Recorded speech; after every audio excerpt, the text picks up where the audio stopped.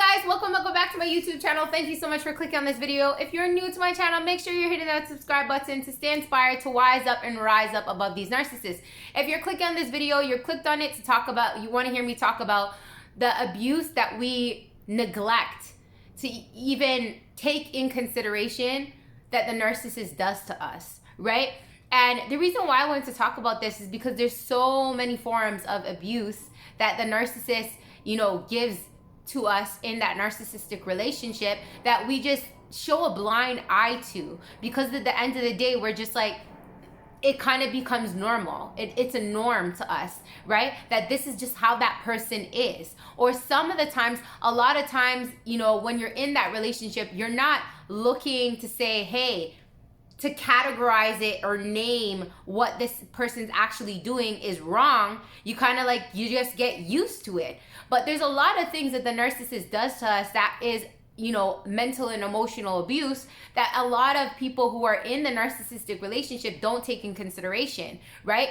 Gaslighting is a form of, mental and emotional abuse, right? Manipulating you, that's a form of mental and emotional abuse, right? Calling you names, right? That's a form of mental and emotional abuse, right? Giving you the silent treatment, that's a form of mental and emotional abuse. All these things that the narcissist does to you when you're in that relationship with them, at the moment in time when you're in that relationship, you're not thinking about, oh, this person's abusing me. You just, want it to stop. You just want it so badly to stop, and for you to have more of an understanding, asking them why. Why are you doing this to me? Why are you hurting me this way? Don't you understand what you're doing to me? And you wanting answers and wanting closures and why this person is doing what they're doing to you. But I'm here to show you that at the end of the day, they're doing these things to you because this is just a pattern that they have. The narcissist has a personality disorder, and they have these patterns that they do these things to you because it's normal to them. They don't think of it as it's an issue. They don't think of it as it's a problem or they're doing anything wrong to you, because this is something that a pattern that they have had in almost all their relationships, whether it be with family members, whether it be with, an ex or whatever. They have this consistent pattern that they have that they will continue to do, right? Because that's just a part of their personality disorder, and they don't see it as it being an issue. So the biggest thing that you can do is, if you're in a narcissistic relationship, or if you have an ex that's a narcissist, right, is stand in the facts to understand that all this, what I just said to you, silent treatment, manipulation, gaslighting, all these are form of abuse. Just because somebody doesn't put their hand on you doesn't mean that they're not still abusing you, right? And that these things are not normal. And it's the biggest thing is standing in the mirror to look at yourself, to also not just put the blame on saying, oh, this person did this and this person did that to me, but understanding to yourself too, why did you allow somebody to treat you that way for such a long period of time? Asking yourself the right questions, and what traumas were inside of me to be with somebody to think that type of treatment was okay. Right? And I think that's the biggest thing that I learned of being, in that toxic relationship with my ex, is understanding, why did I think that it was okay for this person to gaslight me?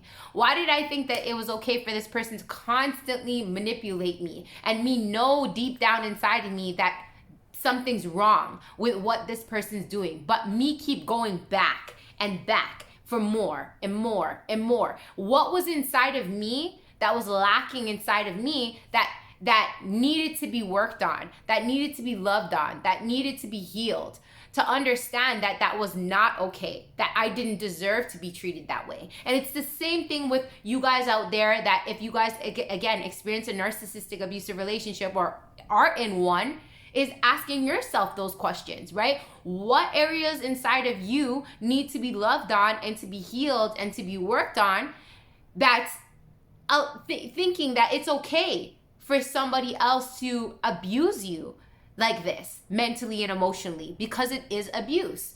It is a form of abuse. And being in that relationship thinking that that's okay, or if you were in that relationship and thinking that was okay, it gives you the opportunity to heal parts of inside of you that needs to be worked on, that needs to be loved on, that needs to be seen, that needs to be healed, right? And taking the focus off of the narcissist, right? But standing in the facts of understanding what that person was doing was wrong, right? And understanding that what that person is doing is abuse, right? And it's not okay, that you don't deserve to be treated that way, right?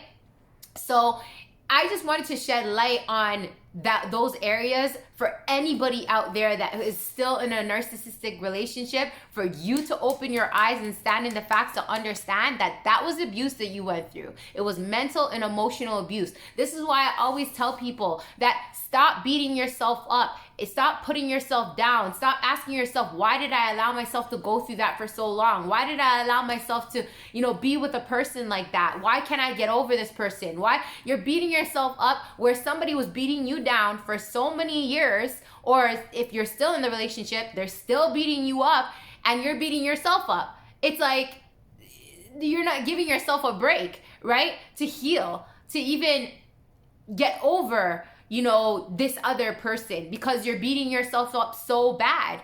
No, the biggest thing that you can do for yourself when you wise up and rise up above what you went through, that was abuse, is start being gentle on yourself, to start healing again those areas within inside of yourself that thought that was okay to go through that abuse and allow it for so long.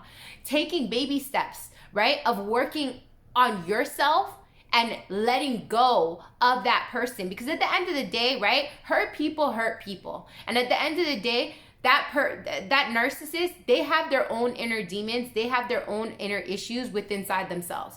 We can't fix other people, but we can fix ourselves. We can work on ourselves. We can look at the areas again within inside of ourselves that need to be healed, that need to be loved on, that need to be worked on, right? And the best way that you can, again, supposedly get revenge back on the narcissist, right, as they say, is working on you, right? Elevating you. Because at the end of the day, let's be honest, people that are hurt within inside themselves, they don't like to see other people elevate. They don't like to see other people, win inside of life, right? Because of their own inner darknesses. But at the end of the day, I'm just saying it and putting it out there. It's not about them, it's about you. But they say that if you ever want to get revenge on the narcissist, focus on you. Become the best damn version of yourself. Elevate yourself. Work on yourself. And just become bigger than life. And you can do that when you take all the focus off of them and you put the focus inward on you, right?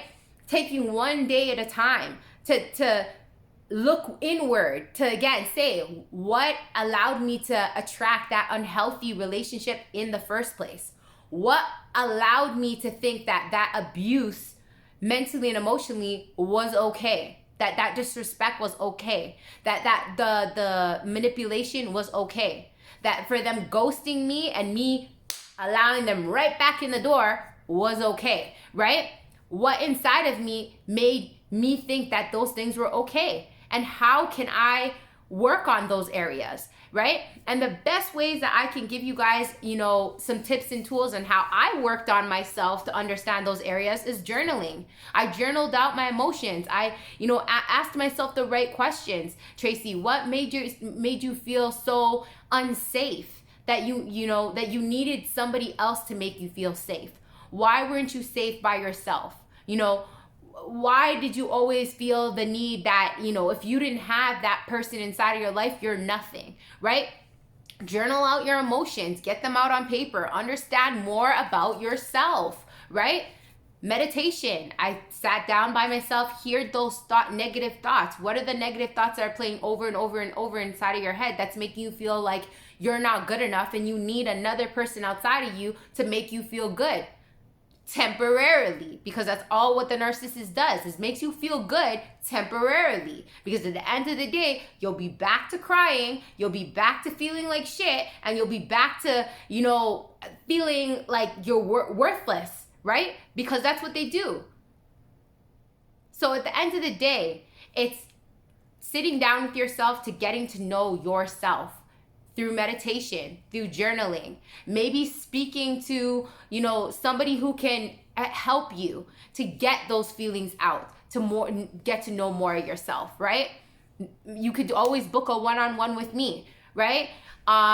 Affirmations, saying positive things to yourself. If you say positive things to yourself and you don't believe them, start diving deep to understanding, why don't you believe that you're beautiful? Why don't you believe that you're loved? Why don't you believe that you're smart, right? Diving deeper and deeper into yourself to getting to know yourself. These are just some couple tips that I can share with you guys that I worked on for myself that really helped me mentally and emotionally to feel more secure with myself, right? To heal and to love on myself and to show up for myself and not keep opening up the door to go back to somebody who is going to hurt me all over again. Because that's where you want to dig deep into understanding. Why do you keep going back to somebody who is manipulating you, gaslighting you, giving you the silent treatment, putting you down, making you feel less than? It's getting to know those parts of yourself that feel unsafe, that keeps reverting back to old patterns and old ways of somebody treating you like shit. And I shared with you great tips and tools on what you can do to start understanding those things within inside of yourself. Take one day at a time.